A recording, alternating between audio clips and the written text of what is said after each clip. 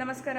ಇವತ್ತಿನ ಈ ವಿಡಿಯೋದಲ್ಲಿ ಒಬ್ಬ ವ್ಯಕ್ತಿ ನನ್ನ ಯೂಟ್ಯೂಬ್ ಚಾನಲನ್ನು ನೋಡಿಕೊಂಡು ಅವರ ಮನೆ ಮುಂದೆ ಕೆಲವೊಂದೊಂದು ತಂತ್ರಮಂತ್ರ ವಿದ್ಯೆಗಳ ಮುಖಾಂತರವಾಗಿ ನಿಂಬೆಹಣ್ಣು ಹಾಕೋದು, ಮೊಟ್ಟೆ ಹೊಡೆಯುವಂಥದ್ದು, ಅರಿಶಿನ ಕುಂಕುಮ ಹೆಚ್ಚುವಂಥದ್ದು, ಬೂದುಗುಂಬಳಕಾಯಿ ತಂದು ಹಾಕುವಂಥದ್ದು, ಈ ರೀತಿಯಾಗಿರ್ತಕ್ಕಂತಹ ಒಂದು ಸಮಸ್ಯೆಯನ್ನು ಮಾಡ್ತಾ ಇದ್ರಂತೆ.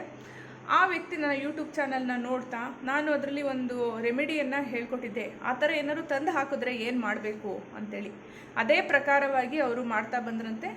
ಅದಾದ ನಂತರ ಕೆಲವು ತಿಂಗಳಲ್ಲೇ ಯಾರು ಸಮಸ್ಯೆ ಮಾಡಿದ್ರೋ ಆ ಸಮಸ್ಯೆ ಅವರಿಗೆ ಹಿಂತಿರುಗ್ತಾ ಹೋಯ್ತಂತೆ. ಇವ್ರಿಗೇನು ಸಮಸ್ಯೆ ಆಗ್ತಾಯಿತ್ತೋ ಆ ರೀತಿ ಕೆಟ್ಟದನ್ನೆಲ್ಲ ಹಾಕಿ, ಈಗ ನೆಲದೊಳಗಡೆನೂ ಕೂಡ ಕೆಲವರೆಲ್ಲ ಹೂಟಾಕಿರ್ತಾರೆ, ಅದನ್ನು ದಾಟ್ಕೊಂಡು ಹೋಗಬೇಕು, ಇವರಿಗೆ ಹೀಗೆ ಸಮಸ್ಯೆ ಆಗಬೇಕು ಅಂತೇಳಿ ಅದೇ ಪ್ರಕಾರವಾಗಿ ಏನು ಮಾಡಬೇಕು ಅಂತೇಳಿ ನಾನು ಒಂದು ವಿಡಿಯೋದಲ್ಲಿ ಹೇಳ್ಕೊಟ್ಟಿದ್ದೆ.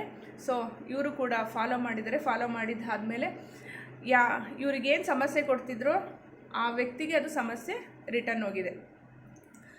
ಆ ಒಂದು ರೆಮಿಡಿ ಏನಪ್ಪ ಅಂತ ಅಂದರೆ, ಯಾರೇ ಮನೆ ಮುಂದೆ ಆಗಲಿ ಏನಾದ್ರೂ ತೆಂಗಿನಕಾಯಿ ತಂದು ಹೊಡೆಯೋವಂಥದ್ದು, ಇಲ್ಲ ಅರಿಶಿನ ಕುಂಕುಮ ಚೆಲ್ಲುವಂಥದ್ದು, ಬೂದುಗುಂಬಳಕಾಯಿ ಇಡೋವಂಥದ್ದು, ನಿಂಬೆಹಣ್ಣು ಅಥವಾ ಮೊಟ್ಟೆ ಹೊಡೆಯೋವಂಥದ್ದು ಏನಾದ್ರೂ ಅಕಸ್ಮಾತ್ ಮನೆ ಮುಂದೆ ತಂತ್ರ ಮಂತ್ರ ವಿದ್ಯೆಗಳಿಂದ ನಿಮ್ಗೇನಾದರೂ ಕೆಟ್ಟದಾಗಬೇಕು ಅಂಥೇಳಿ ಮಾಡಿಸ್ಕೊಂಡು ಬಂದು ಏನಾದರೂ ಹಾಕಿದ್ದಲ್ಲಿ ನೀವು ಅಕ್ಷತೆ ಕಾಳನ್ನ ತೆಗೆದುಕೊಂಡು ಕಾಳಿ ಮಂತ್ರವನ್ನು ಹೇಳಿ ಅದ್ರ ಮೇಲೆ ಹಾಕಿ ಒಂದು ಚಮ್ ನೀರು ಹಾಕಬೇಕಾಗುತ್ತೆ. ಇದೇ ವಿಷಯನ ನಾನು ಒಂದು ವಿಡಿಯೋದಲ್ಲಿ ಹೇಳಿದ್ದೆ. ಅದೇ ಪ್ರಕಾರವಾಗಿ ಈ ವ್ಯಕ್ತಿ ಮಾಡಿದ ನಂತರ ಅದು ರಿಟರ್ನ್ ಹೋಗಿದೆ. ಈ ಥರ ಮಾಡಿದ್ರೆ ಅವ್ರಿಗೆ ಖಂಡಿತ ರಿಟರ್ನ್ ಹೋಗುತ್ತೆ.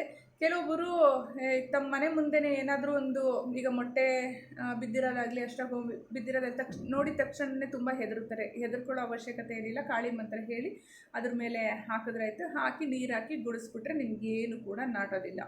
ಡೈರೆಕ್ಟಾಗಿ ಏನಾದರೂ ಮುಟ್ಟಿದ್ರೆ ಅಕಸ್ಮಾತು ದಾಟೋ ಅಂತ ಏನಾದರೂ ನಿಮ್ಗೇನಾದರೂ ಗೊತ್ತಾಗ್ದಲೇ ಅದನ್ನೇನಾದರೂ ದಾಟ್ಕೊಂಡು ಹೋದರೆ ಅವ್ರು ಏನು ಸಮಸ್ಯೆ ಮಾಡಬೇಕು ಅಂತ ಅಂದ್ಕೊಂಡಿರ್ತಾರೋ ಆ ಸಮಸ್ಯೆಗೆ ನೀವು ಗುರಿ ಆಗ್ತೀರಾ. ಇದೊಂದು ರೆಮಿಡಿಯನ್ನು ಒಂದು ಹೇಳ್ಕೊಟ್ಟಿದ್ದೆ, ಅದನ್ನು ಫಾಲೋ ಮಾಡಿದ್ದಾರೆ. ಫಾಲೋ ಮಾಡಿದ್ದಾದಮೇಲೆ ಅದು ಅವ್ರಿಗೇ ರಿಟರ್ನ್ ಹೋಗಿದೆ.